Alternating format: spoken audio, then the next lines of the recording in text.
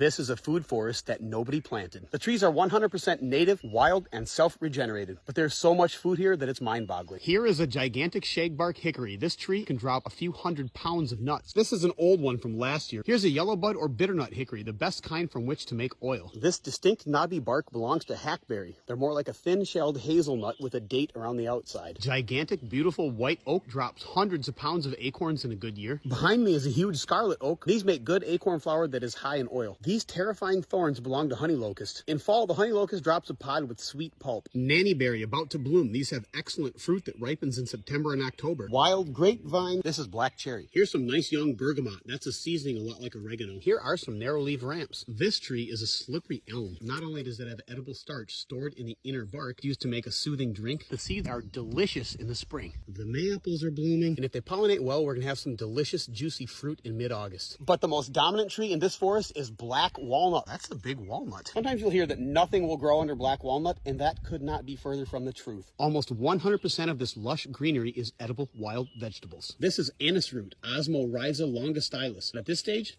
you can snap it off. It's solid inside, not hollow. These are forest candy.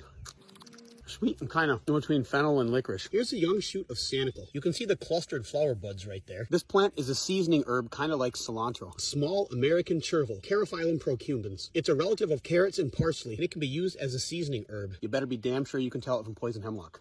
This plant is called American wild chervil, or hohenwort, or in Japanese, mitsuba, a delicious parsley-like green, common blue violet. You can eat the leaves or the flowers. And right next to it is a shoot of ground bean or hog peanut, Gallium triflorum. When dried, has a vanilla-like flavor. And sochan, or cut leaf coneflower, this is the young spring shoot. You can eat that or newly emerging leaves. This is a shoot of carrion flower, which tastes way better than it sounds. It's a lot like asparagus, but I would never eat a lone individual like this. Greenbrier tips are edible raw or cooked. This is Virginia grape fern, also called rattlesnake fern. After cooking, you can eat the young spring greens like this. However, I would only do that where it's